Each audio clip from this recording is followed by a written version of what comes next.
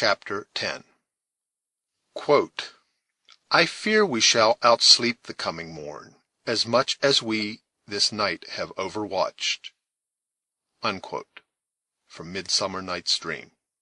The instant the shock of this sudden misfortune had abated, Duncan began to make his observations on the appearance and proceedings of their captors.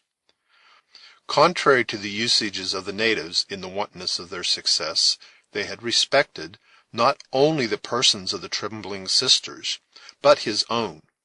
The rich ornaments of his military attire had indeed been repeatedly handled by different individuals of the tribes, with eyes expressing a savage longing to possess the baubles.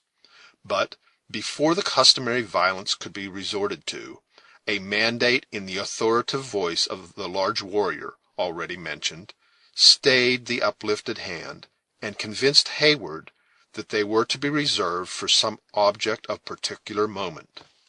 While, however, these manifestations of weakness were exhibited by the young and vain of the party, the more experienced warriors continued their search throughout both caverns, with an activity that denoted they were far from being satisfied with those fruits of their conquest which had already been brought to light. Unable to discover any new victim, these diligent workers of vengeance soon approached their male prisoners, pronouncing the name "La Longue Carabine" with a fierceness that could not be easily mistaken.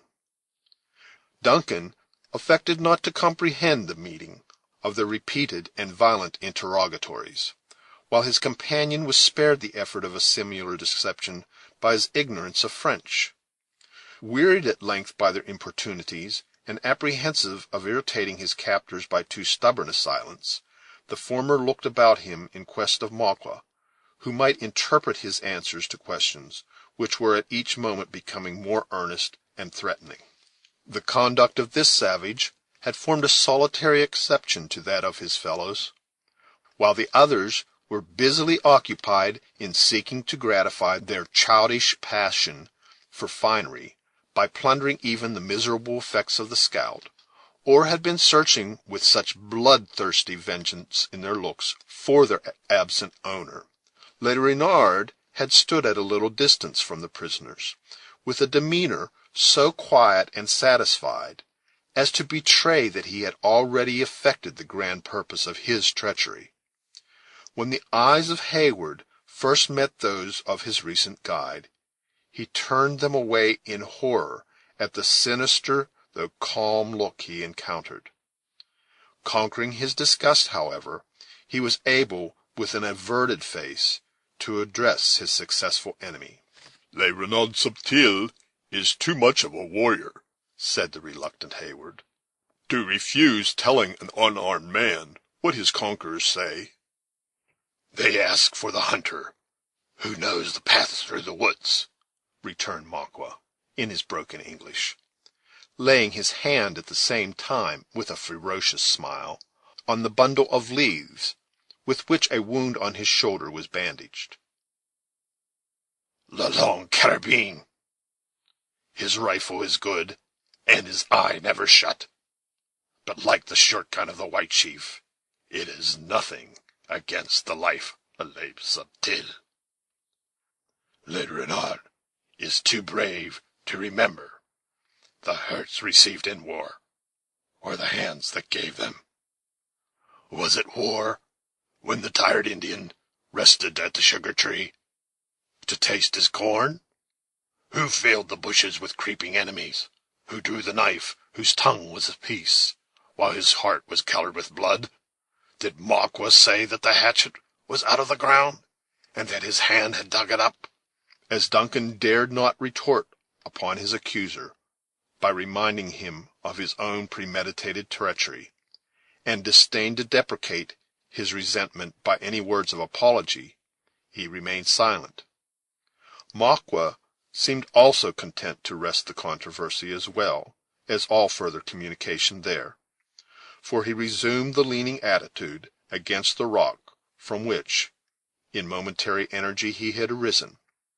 But the cry of "La Longue Carabine" was renewed the instant the impatient savages, perceived that the short dialogue was ended. "You hear," said Magua with stubborn indifference. "The red Hurons call for the life of the Long Rifle, or they will have the blood of him that kept him hid. He is gone, escaped. He is far beyond their reach."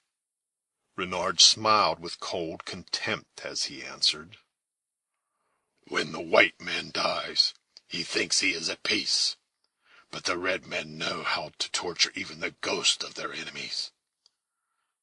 Where is his body? Let the Huron see his scalp." "He is not dead, but escaped." Magua shook his head incredulously. "Is he a bird to spread his wings, or is he a fish to swim without air? The white chief read in his books, and he believes the Hurons are fools." "Though no fish, the Long Rifle can swim. He floated down the stream when the powder was all burned, and when the eyes of the Hurons were behind a cloud."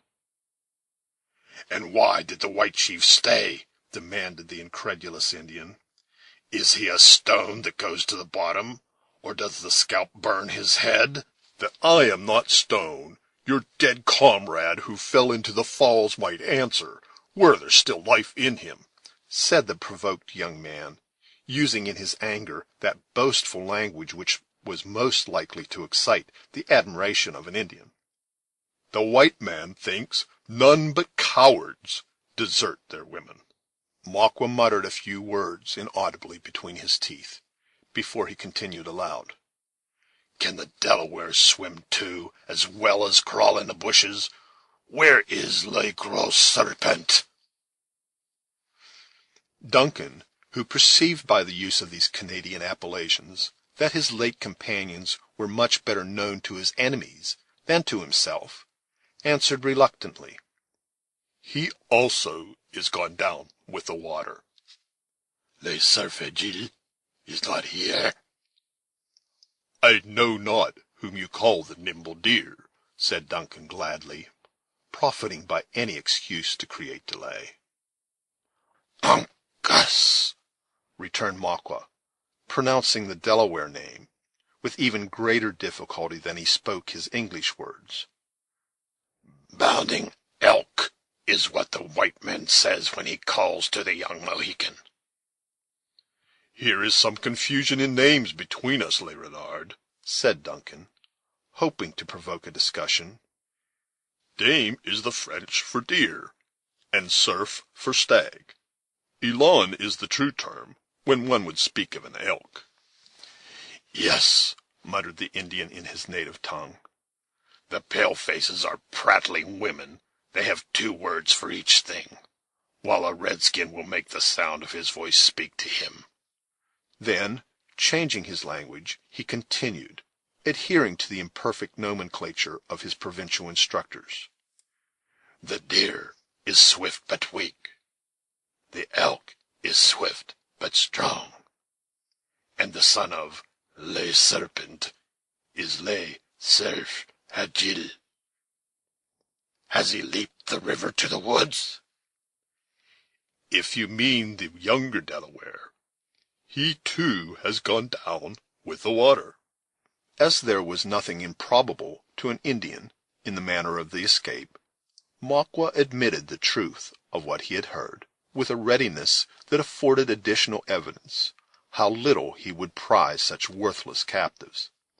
With his companions, however, the feeling was manifestly different.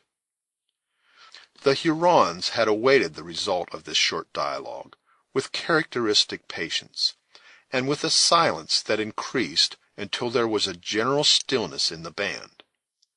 When Heyward ceased to speak, they turned their eyes as one man on Magua, demanding in this expressive manner an explanation of what had been said.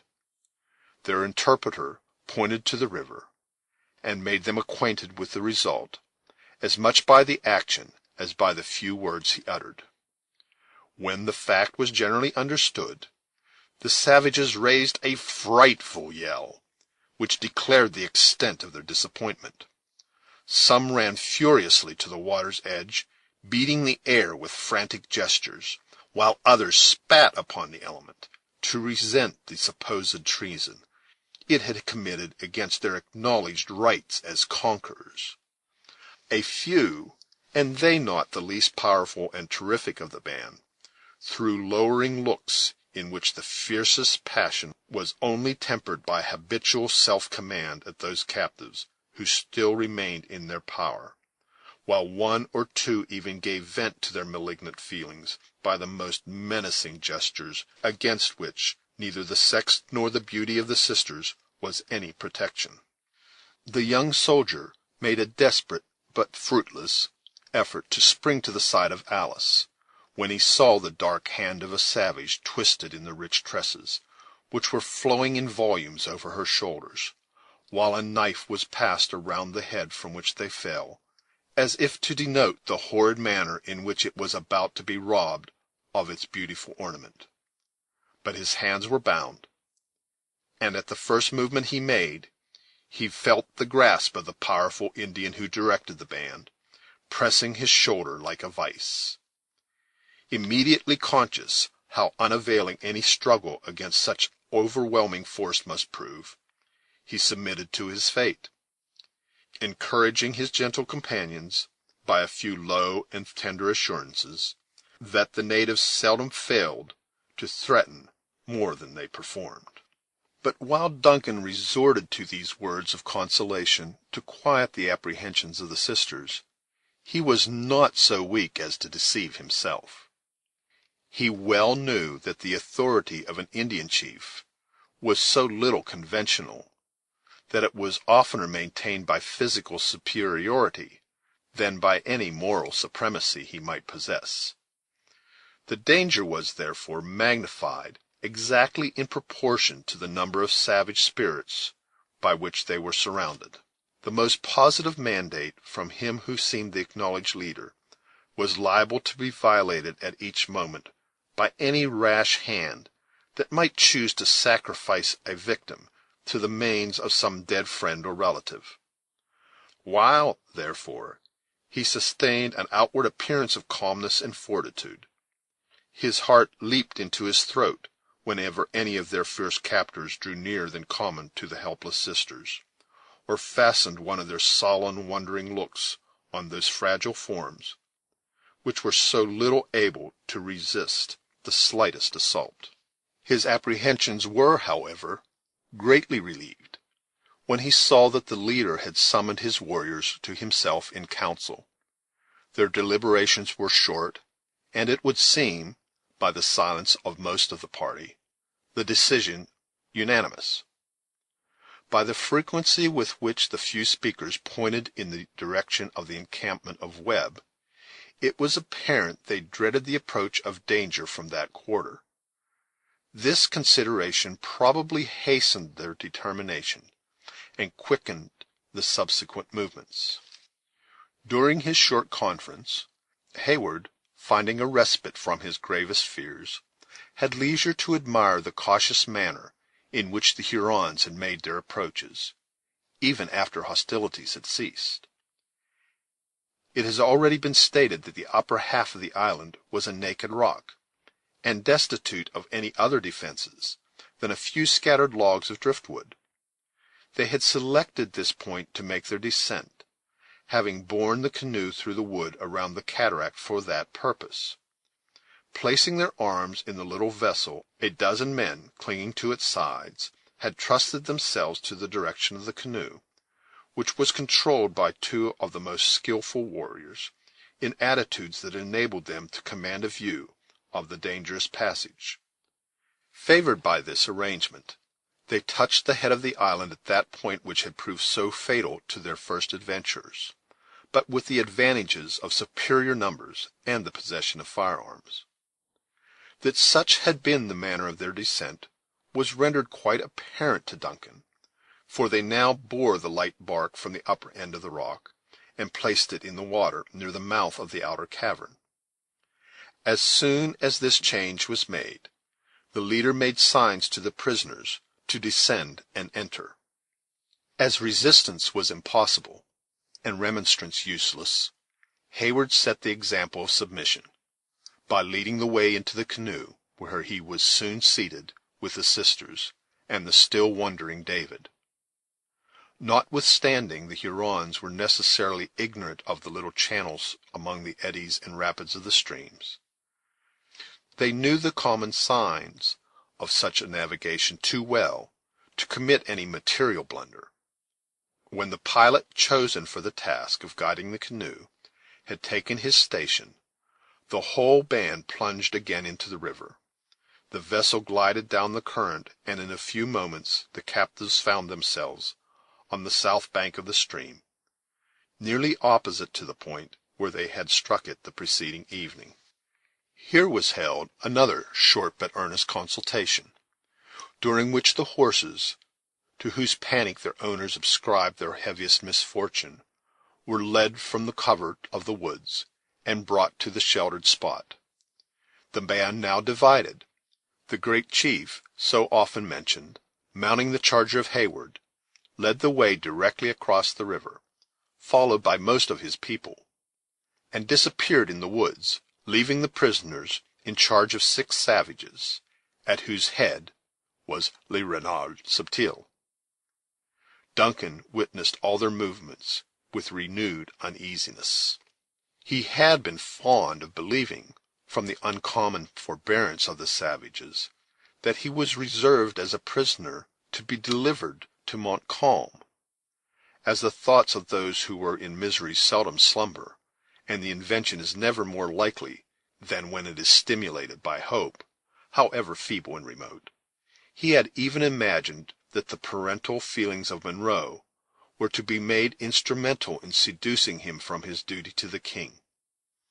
For, though the French commander bore a high character for courage and enterprise, he was also thought to be an expert in those political practices which do not always respect the nicer obligations of morality, and which so generally disgraced the European diplomacy of that period. All those busy and ingenious speculations were now annihilated by the conduct of his captors. That portion of the band who had followed the huge warrior took the route toward the foot of the Horican, and no other expectation was left for himself and companions than that they were to be retained as hopeless captives by their savage conquerors. Anxious to know the worst, and willing, in such an emergency, to try the potency of gold, he overcame his reluctance to speak to Magua. Addressing himself to his former guide, who had now assumed the authority and manner of one who was to direct the future movements of the party, he said in tones as friendly and confiding as he could assume, "I would speak to Magua what is fit only for so great a chief to hear." The Indian turned his eyes on the young soldier scornfully as he answered, "Speak. Trees have no ears, but the red Hurons are not deaf, and counsel that is fit for the great men of a nation would make the young warriors drunk. If Magua will not listen, the officer of the king knows how to be silent." The savage spoke carelessly to his comrades, who were busied, after their awkward manner, in preparing the horses for the reception of the sisters, and moved a little to one side, whither, by a cautious gesture, he induced Hayward to follow. "Now speak," he said, "if the words are such as Magua should hear." "Le Renard Subtil has proved himself worthy of the honorable name given to him by his Canada fathers," commenced Hayward. "I see his wisdom, and all that he has done for us, and shall remember it when the hour to reward him arrives. Yes, Renard has proved that he is not only a great chief in council, but one who knows how to deceive his enemies." "What has Renard done?" coldly demanded the Indian. "What? Has he not seen that the woods were filled with outlying parties of the enemies, and that the serpent could not steal through them without being seen? Then did he not lose his path to blind the eyes of the Hurons, Did he not pretend to go back to his tribe, who had treated him ill, and driven him from their wigwams like a dog? And when he saw what he wished to do, did we not aid him by making a false face, that the Hurons might think the white man believed that his friend was his enemy? Is not all this true? And when Le Subtil had shut the eyes and stopped the ears of his nation by his wisdom, did they not forget that they had once done him wrong, and forced him to flee to the Mohawks? And did they not leave him on the south of the river with their prisoners, while they have gone foolishly to the north? Does not Renard mean to turn like a fox on his footsteps, and carry to the rich and gray-headed Scotchman his daughters? Yes, Magua, I see it all, and I have already been thinking how so much wisdom and honesty should be repaid. First, the chief of William Henry will give as great chief should for such a service. The medal of Magua will no longer be of tin. Footnote: It has long been a practice of the whites to conciliate the important men of the Indians by presenting medals, which were worn in the place of their own rude ornaments. Those given by the English generally bear the impression of the reigning king, and those given by the Americans that of the president. End footnote. But of beaten gold. His horn will run over with powder. Dollars will be as plenty in his pouch as pebbles on the shore of Horicon, and the deer will lick his hand, for they will know it to be vain to fly from the rifle he will carry. As for myself, I know not how to exceed the gratitude of the Scotchman, but yes, I will. What will the young chief who comes from toward the sun give? Demanded the Huron, observing that Heyward hesitated in his desire to end the enumeration of benefits with that which might form the climax of an Indian's wishes.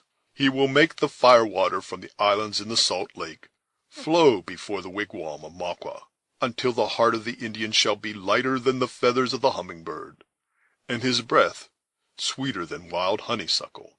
Le Renard had listened gravely as Heyward slowly proceeded in this subtle speech. When the young man mentioned the artifice, he supposed the Indian to have practiced on his own nation. The countenance of the listener was veiled in an expression of cautious gravity.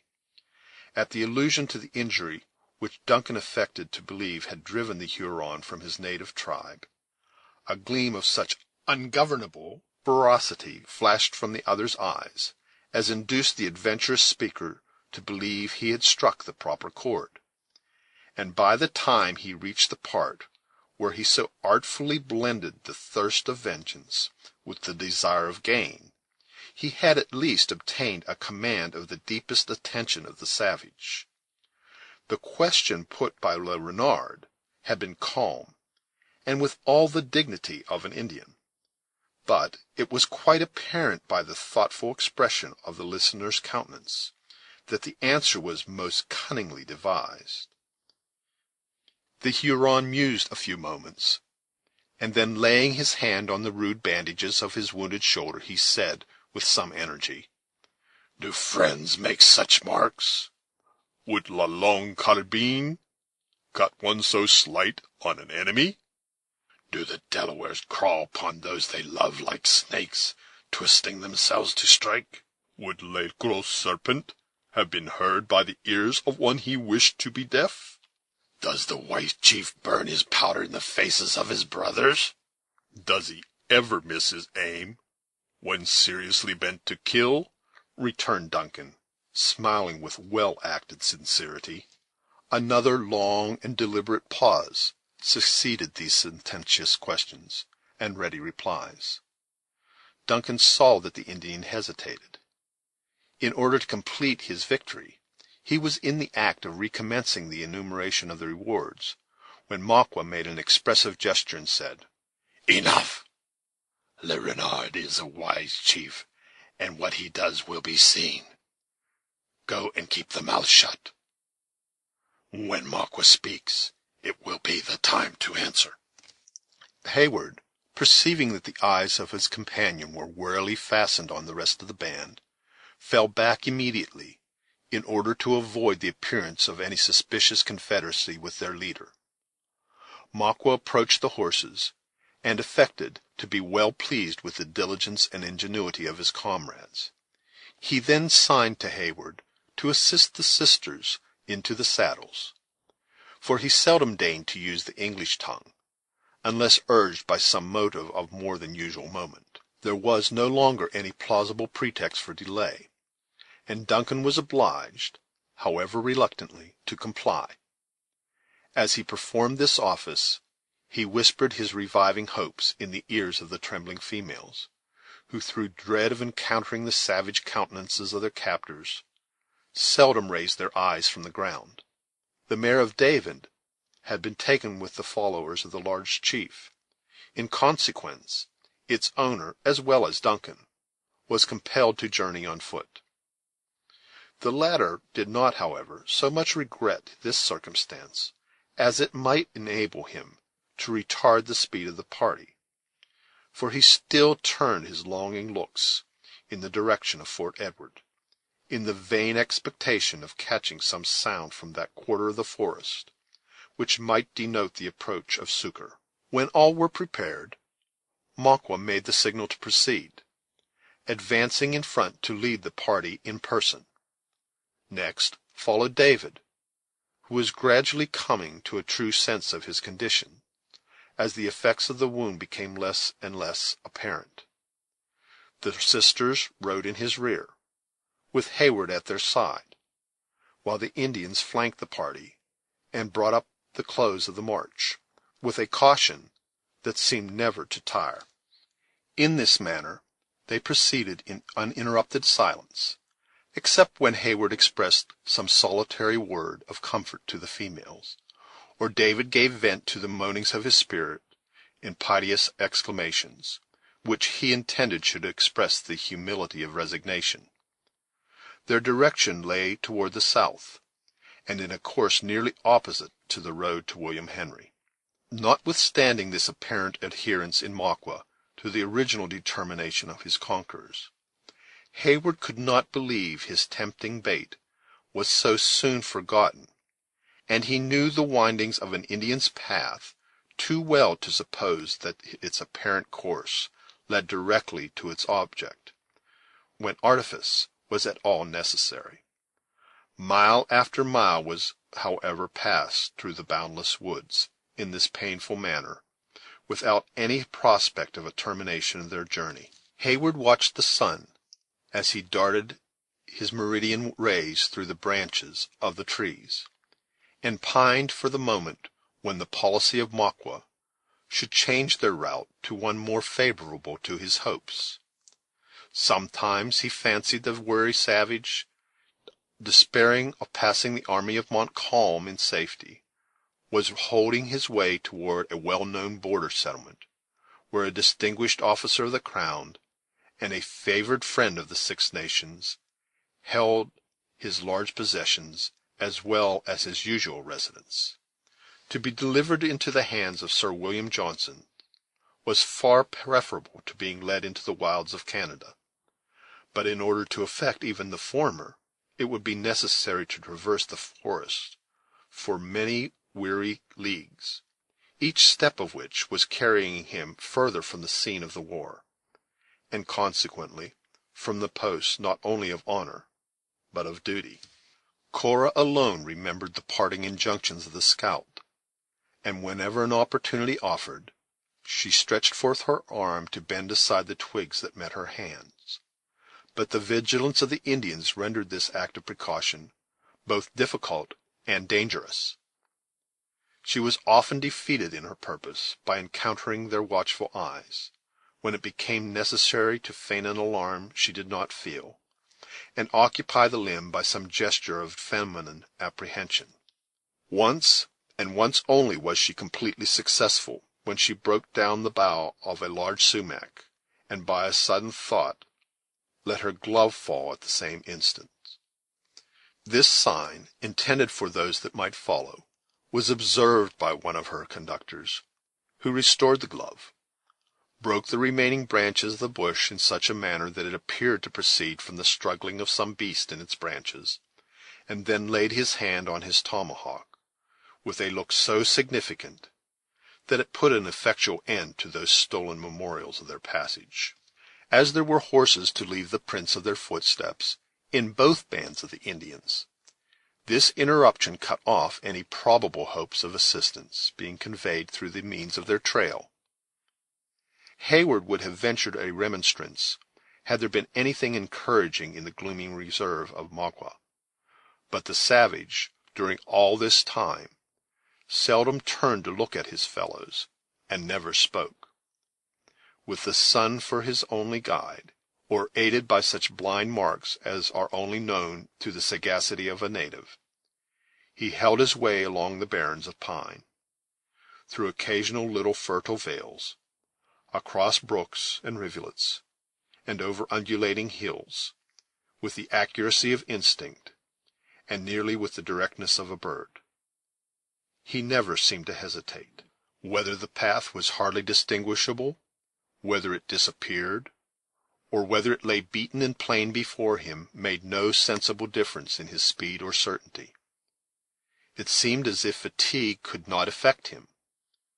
Whenever the eyes of the wearied travelers rose from the decayed leaves over which they trod, his dark form was to be seen glancing among the stems of the trees in front, his head immovably fastened in a forward position, with the light plume on his crest fluttering in a current of air made solely by the swiftness of his own motion. But all his diligence and speed were not without an object. After crossing a low vale, through which a gushing brook meandered, he suddenly ascended a hill so steep and difficult of ascent that the sisters were compelled to alight in order to follow.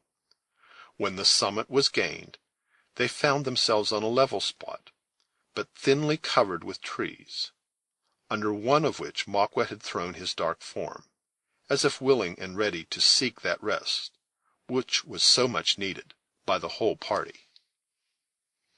End of Chapter 10. This reading by Gary W. Sherwin, of Yukon, Pennsylvania, in the summer of 2007.